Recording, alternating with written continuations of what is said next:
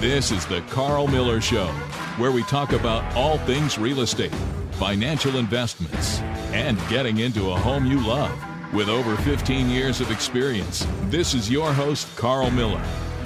Warm weather, energy-saving tips, and does a finished basement add value to a home? We'll explore these topics and more today. Thank you for tuning in. I'm Karl, your host. I am the principal broker at Karl Miller Realty. We're Lynchburg's first certified full-service professional brokerage, and we're located right in Lynchburg at 7700 Timberlake Road. We are your caring, competent, trusted advisors for real estate sales and service. If you are a homeowner today or an aspiring homeowner, this show is created for you. We're here to add value, move people forward, and help people make confident housing decisions. And I'm also in a network of the best real estate agents in the United States and Canada. They operate with skill and with a relational approach to meeting housing needs. So whether relocating to or from Central Virginia, maybe you've inherited a house outside of the area and you don't know who to call, we've got you. I can get you connected to my network of the best agents in the market. I want to thank our sponsor, Gary's Garden Center. You know, spring is in full bloom. It is green and happening outside right now. Gary's Garden Center is ready to help you create your own slice of paradise this summer. Imagine stepping outside, picking a ripe tomato while admiring the vibrant blooms of your favorite flowers with the fresh scent of lavender filling the air. That can be you. Whether you're a seasoned pro or just starting out, Gary's Garden Center, they've got everything you need to bloom and grow. For a great selection, expert advice, and friendly service, visit Gary's Garden Center. They're located at 794 Leesville Road. It's time for a new featured listing from Karl Miller Realty. All right, well, today's featured listing is located in Forest. The address is 207 Marywood Drive. This is a just under 2,900 square foot home. It's located on 2.3 acres. There's hardwood floors throughout the main level, a spacious great room that includes a remote-controlled gas log fireplace, 3 bedrooms, including a primary suite with a walk-in closet and 2 renovated full bathrooms. The updated kitchen has granite countertops, stainless steel appliances, soft-close cabinetry, under-cabinet lighting, and there is a finished basement, which adds a large den and a stone fireplace and wet bar, and a 4th bedroom, an additional updated bathroom, and an unfinished workshop. You got to check this house out. It's located at 207 Marywood Drive. It's priced at $505,000. You can visit karlmillerrealty.com and ask for Shane for any inquiries, or if you want to see this house or make an offer, check it out. 505 is the list price, and the address is 207 Marywood Drive in Forest. Well, let's talk about energy saving tips. You know, this week we hit the hot streak in the weather, and obviously we got a little cloudy action going on this weekend. But warm weather is as approaching. It's here. It's only going to get hotter as we move into the summer, and a lot of homeowners they start to see these energy bills go up. You know, that's just a result of increasing the air conditioning in your home. But you can make a few simple changes around your house to help your space be comfortable and lowering your monthly energy costs. So a couple of things you can do just to save money. And I've got just a list here, and Anthony, the producer, a.k.a. Biscuit, is in the studio today. He's a homeowner as well. But a couple things you can do. Number one is take advantage of cool breezes. And what's interesting about this, years ago I used to do home improvement work, and I sold windows. And I remember this is probably, late 90s, early 2000s. The one window rep came around, and they were the first window company at the time to offer lifetime warranty on the windows of the sash never failing. Like, they got the spring-loaded sashes. Yep. So we got a lifetime warranty that these sashes will never fail, the spring on these sashes. And how'd that work out for them? Well, no, I remember asking. I said, "Hey, why, how can you warranty this for?" Because these things, have kind of fragile parts that do break from time to time. He said, "Well, here's the secret: people don't open their windows anymore." So the advantage you can take is open your windows during the spring and early mornings and evenings. Just let that fresh air circulate throughout your home. The natural airflow, they can reduce the need for air conditioning on the milder days. But I just found it interesting that, and it's true. I see a lot of houses. It is rare I go into a home where there's open windows today. It's just rare. I never open my windows. There you go. Now, most of that comes into the fact that I have a cat who is very intrigued in the outside, and I think only like 2 of my windows actually have screens on them. Yeah. So if I were to open the window, he'd just get right out. Yeah. And so I try to avoid that if all possible. Not to mention the bugs would come in. Correct. Exactly. So screens are your lifesaver there. Exactly. Well, that's so one advantage you can do is just, again, as the night changes to morning to night, whatever, take advantage of those cool breezes. That's one thing you can do. Number 2 is know your thermostat settings, and adjusting your thermostat, that can make a noticeable difference in your energy bill. So you can keep your home on the slightly warmer side while you're away, lower the temperature when you return. And this is getting easier and easier today with technology. I mean, smart homes are becoming more and more a thing. You can program your remote control at minimum. A lot of them have smart, you can use the technology to connect to your smartphone and just set those temperatures to whatever you want. Even cars are doing this now. You can set your climate control in your car a couple minutes before you go out to the car, but it's very easy to upgrade your thermostat and just set that thermostat to where you're being efficient with the time you're in your home. This is something that I've started doing a little bit this week, actually, because, I leave at, 5:30 in the morning, give or take, and by the time I get home, it's already been 90, 95 degrees, and so the system can kind of struggle. Yeah. If you have it set at 70, I've come home and it's at 74. Right. And so, when I leave, I push it up to like 73, 74, Sure. knowing that it'll sit there and it'll be just fine. And then when I get home, I just drop it down. Yeah, absolutely. It's being efficient. This is a big one, and if you talk to any HVAC person, this is a big one. Sealing any air leaks. Hot outdoor air can easily sneak into your home through gaps around your doors and windows. So you can use caulking, you can use weather stripping, and this is something where I'll get to another point here, and I'll just jump to it today right now, and that is insulation. Insulation in your attic. Proper insulation just keeps the cool air outside during the summer months. Make sure your attic is adequately insulated.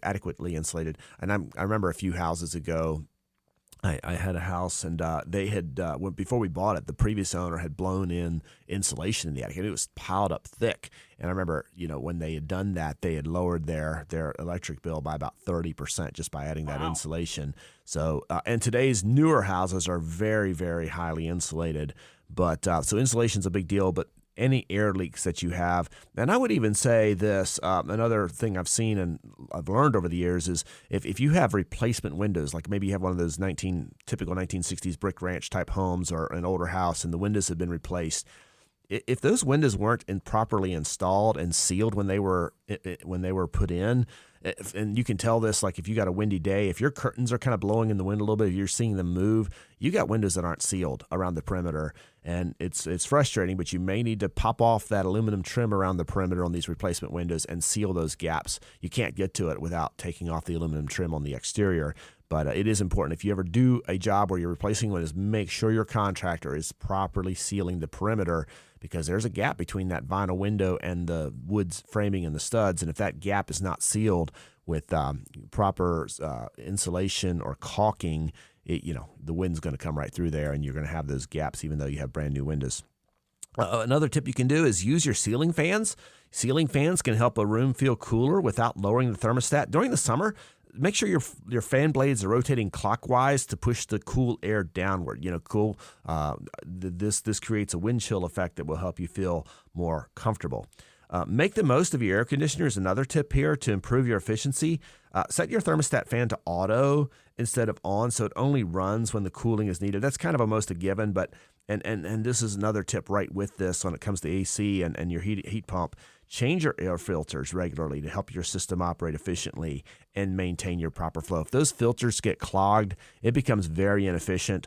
I had a rental house just recently that I just didn't realize how bad that filter was clogged, and the tenants were complaining about it being warm. And just by changing out that filter, it helped the efficiency of that system immediately. So check your air filters and just put in your schedule to have those filters changed out every 60 days or so. Mm-hmm. You can do a couple of other things too to increase efficiency, like with lighting. You can switch to LED lighting. That'll help you a little bit. But the AC and the heating system or the cooling system is the big ones. You can also avoid heat-producing appliances during peak hours. Now, we all have ovens and dryers and dishwashers and those types of things in our kitchen, and just be aware those appliances generate extra heat. So a tip you can do is use them early in the morning or later in the evening when the outdoor temperatures are cooler.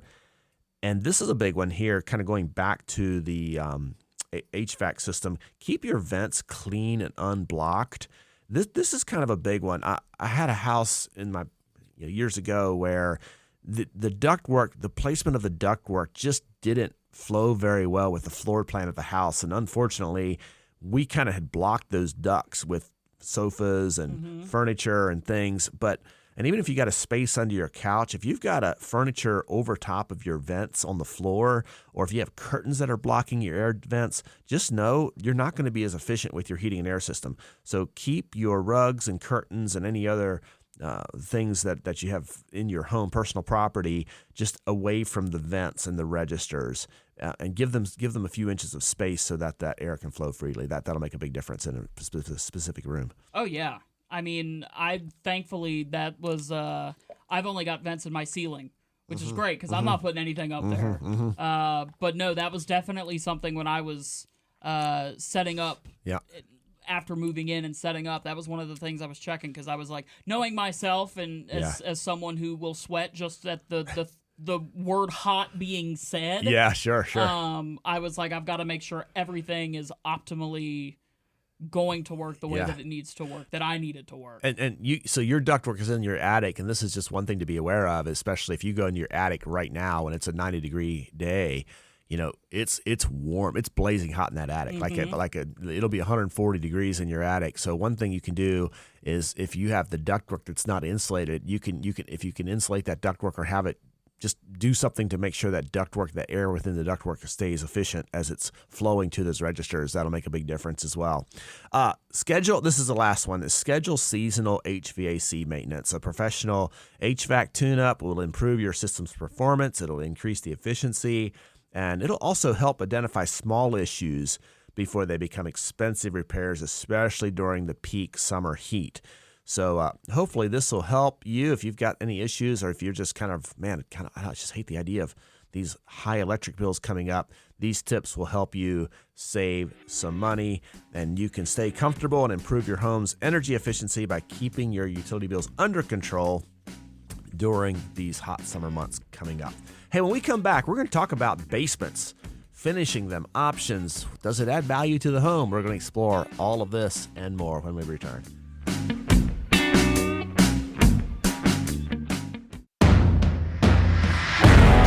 Welcome back to the Karl Miller Show. I'm Karl, your host, principal broker at Karl Miller Realty, in studio with our producer, Anthony, a.k.a. Biscuit McAvoy, making us sound as good as possible. Hey, you can follow our social pages at Karl Miller Realty. Sierra, she's our creative director. She continues to put out fun, engaging content. We are on Facebook at Karl Miller Realty, on there, and Instagram, and now on YouTube. Follow us there. You might learn something new. You'll get the opportunity to interact with us, and maybe there's a real estate question you want answered or a topic you'd like to hear about. Please engage with us, and we will respond and get your topic on the air. It's time for Karl Miller Realty's Local Stat of the Week. The current month's housing supply in Greater Lynchburg is up to 3 months of housing supply. Data for single-family home sales in Lynchburg and three touching counties shows an increase in supply. The market is sliding towards favoring buyers. Just 188 homes sold per month the last 90 days, and with about 600 single-family homes on the market, choice selection is growing towards a buyer's favor. Prices remain stable, though, with median sales prices slightly above that of the same time period last year. If you or a family member or friend is in a lease, make this the last residential lease you ever signed and contact us today to become a homeowner. Buyer's bottom line is this: there's a little more choices today in the market than we've had all year long. Close to 600 single-family homes for sale in Lynchburg and three touching counties. So the question is, does a finished basement add value to a home?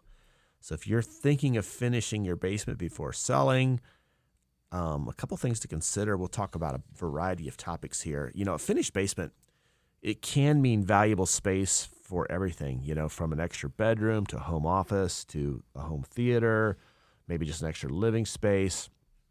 So the question is, does the expense of finishing that basement actually add value? And it does depend on a lot of factors. So we're going to explore some of those today. And how much work does the basement actually need to become livable space? And I'll just say this too: there's a big variety of basements in and around South Central Virginia. You've got the newer construction homes. Say the homes built in the last 20 years, and typically those are going to have a high ceiling. You're going to have 9-foot ceilings at least. It's modern. It's going to be dry. Concrete's going to be intact really well, and you can contrast that to say one of the 1940s homes built in the Fort Hill area. You're going to typically have a lower ceiling. You're not going to have a smooth finished level floor. You may have some leaking issues that have happened in the past or maybe is current. So not all basements are created equally, for sure. Well, and I want to ask a question because I know that you used to be in the construction side and the building side as well at times.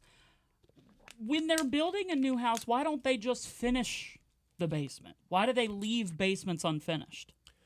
It becomes a cost issue. Okay. There are some builders that will do that.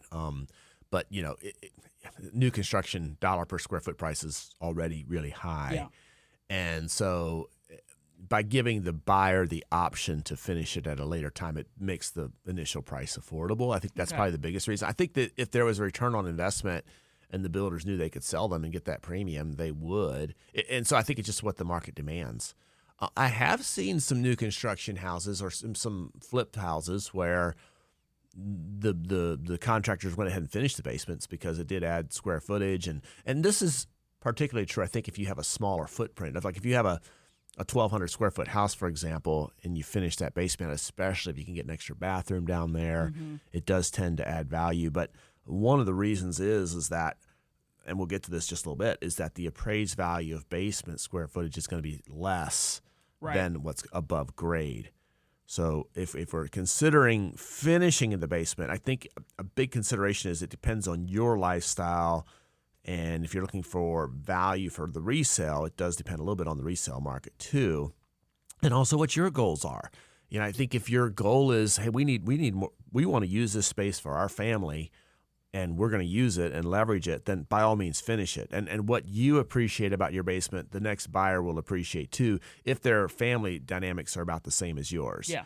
So it wouldn't add value to an empty nester who only is going to live on the main level, but a finished basement will add value to the family who has guests over frequently, if there's a guest room and a bathroom and all of that, or if there's, 4 kids, especially if they're teenagers, in the house. Finished basements are If I had a very finished valuable. Basement when I was a teenager, when I was growing up, that'd Well, it's interesting you say that because, one of the main reasons that the last big house I had was for that very reason. I wanted my house to be the house that my teenage kids invited their friends over. And guess what? That worked. I mean, we had a large finished basement and, it was, and we hosted exchange students. And I remember, I'd come home sometimes and I didn't know if it'd be, one teenager in the house, my son or daughter, or if there'd be 8 teenagers in the house. And it was cool. I mean, our house was the fun hangout house. Yeah. And I love that. I love that. That's why we bought the house. Yeah. So for us, it was a lifestyle thing. Now, will we get? I mean, it was finished when we bought it, but I know that feature is going to be valuable to the next homeowner too. So I kind of let's talk a little bit about the types of finished basements because there's different styles architecturally of basements. So you got kind of these walkout basements, very common in what's known as the Hill City. We're on a slope, front to back slope. You got a door you open up and it just walks right out to the backyard, or maybe you're walking out to a downslope. You typically will have a full-size door, and if you've got, on the back of the house, you might have multiple doors and slider doors leaving in a lot of light that just leads to outdoor space. This type of basement is more like a ground floor because usually when the home is built into a slight slope, it allows for bigger windows and more natural light. Walkouts can also be easily turned into ADUs. We talked about accessory dwelling units recently, I think last week on the show. And you have your own separate entry, which makes them really attractive to buyers who want to generate even rental income options to help pay the mortgage down. You got standard lot basements, and this is kind of what you might think of when you picture a traditional basement. It's underground. You got concrete walls, limited light from a small window near the ceiling. If you turn that basement into a bedroom, the code might require you to install an egress window. You might need to expand that window to make it big enough for egress. And when I say egress, you got to think emergency. There's a fire upstairs. Can a occupant in that basement get out of the house. And that's what egress means. It has to be large enough for a person to exit through it in case of an emergency. Standard basements sometimes have separate entrances. Typically, you'll go out and then you'll walk up a set of steps to get up to the ground level. But they typically will lack natural light, so that might be a little less attractive to buyers at resale. And then there's other types of basements. You got garden level lot basements, which is kind of represents the middle ground between a standard lot basement and a walkout basement. It's partially above ground, partially below ground. Again, that's pretty common in Lynchburg because we have a lot of slopes here. And a garden level lot basement may have a combination of full-size windows and small window wells. And so if you're in a house that has that in a neighborhood that does not have those finished basements, it can make your house stand out a little bit. So one thing to consider is that appraisers don't value basement square footage the same as above grade square footage as we talked about. So there's two aspects to square footage. There's above grade, and that refers to a room or a living area that's located above the ground, not in the basement. And then below grade, and below grade refers to rooms or living areas below ground in the basements.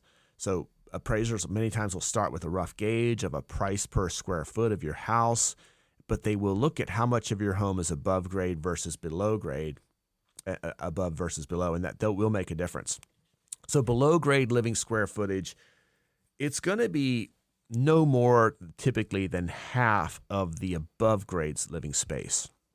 So if the above grade per square foot in your area is $150 a square foot, your basement per square foot price, if it's 150 above grade, it's going to be below 75. I can promise you that. It's not going to be above half.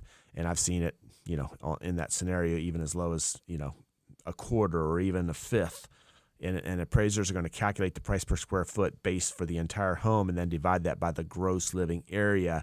But to get that determination of value in the basement, they're going to run what's called comps, or comparing your homes with similar homes in your area that have sold recently.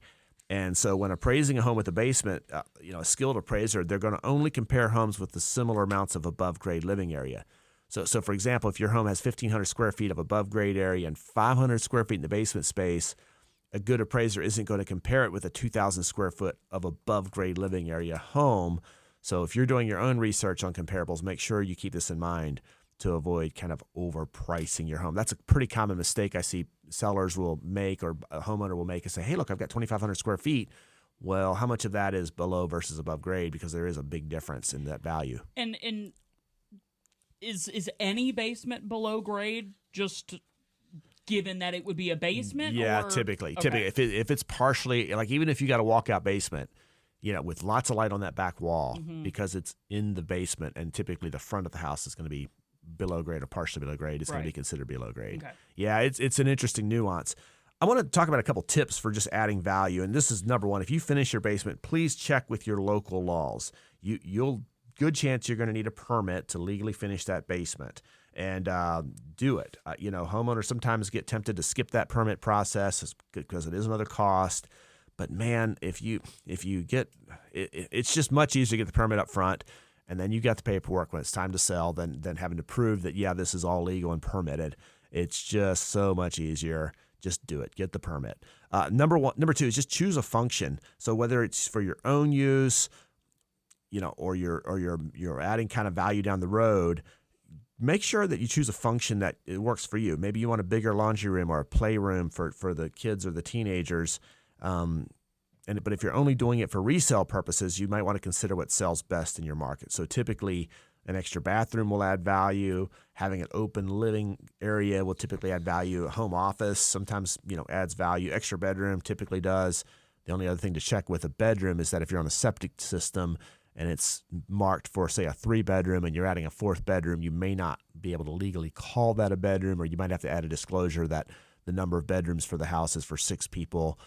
So there's some workarounds with that. But just be aware, if you're on a septic system, that extra bedroom, you might have to label it differently, or at least at the very minimum, when you go to market it, you have to disclose the number of bedrooms that the septic system has. Select your layout. Buyers in the recent years look for more open floor plans. But so one challenge people face when finishing basements is working around load-bearing walls and systems like your water heater and your furnace and electric box. So before you get too far into planning, talk to your contractor and look about what's feasible for your space. Another big one is just check your ceiling height. Standard building code calls for at least 7-foot ceilings. You want to check with your local building authority, but in a basement with limited height and limited light, the limited light, the higher the ceilings, the better. Pipe and duct work, those are two key reasons why basements do end up with low ceilings. So, a contractor can help you work around that if you have one of those older houses with an 8-foot ceiling, but you still have duct work to work around. There's ways to do it, but just be aware of that and build it so that it's attractive at the end. You want to prioritize light. If you have a walkout basement, if you can add more natural light, the more you do that, the better that lighting will be in your basement when it's finished. And that's a good thing. And if you're on a standard basement lot, make sure you create lots of light. Basements are dark, so you want to have good lighting down there, and that'll make a huge difference in the feel of your house when it's finished. Flooring is a consideration when finishing your basement floor. Pay attention to the flooring materials. Most cases you won't be able to install hardwood floors in a basement because of the moisture issues that come up through that concrete. But good options are high quality carpet or carpet tiles, or you can do that quality vinyl like LVP. And there's a lot of flooring options, but talk to a contractor too about flooring. But again, you won't be able to not recommended to put hardwood floors in a basement. Another consideration, we see this a lot in Lynchburg, is consider testing for radon. If you're going to be spending more time in your basement after the remodel, heed the EPA's advice and test for radon. A lot of buyers today are testing for radon, and the EPA limit, the way they measure this, is 4.0. And if your house is above that 4.0, consider installing a radon remediation device before you even finish the basement. It's much easier to put it in before than after finishing it. And as with most improvements, home improvements, if you make sure you hire licensed, qualified contractors. And if you're going to do it yourself, hey, just know you're getting into a big project. Make sure your skills and your patience are up to the job, and be realistic about that. Home improvements can add value, and you move closer to return on your investment if the work is done correctly. It's time for Karl Miller Realty's Fun Fact of the Week. The average person moves about 11 times in their lifetime. If you're tired of the cycle of leases, packing, and starting over, maybe it's a time for a move that actually lasts. Well, we're here to help you find a place to truly call home. And here's an interesting add-on fact. The typical homeowner today stays in their home for about 12 years, and that's nearly twice as long as a generation ago. I remember even when I first got started in real estate in 2005, the number was 6.7 was the average amount of years a homeowner stayed in home. So it's been increasing over the last 25 years, and today it's 12 years. Well, if you have real estate questions you want answered, contact us, hit our social media platforms, or give me a call. I want to thank our sponsor, Gary's Garden Center. They know the importance of curb appeal, and Gary's Garden Center has hanging baskets and large pots of flowers that will instantly add a bright, welcoming feel to any home or business. Check them out, Gary's Garden Center on Leesville Road. Thank you for listening today. We are your local, caring, competent, trusted advisor for real estate sales and service. Contact us today for any of your real estate needs. Have a great weekend, everyone. We'll see you next week.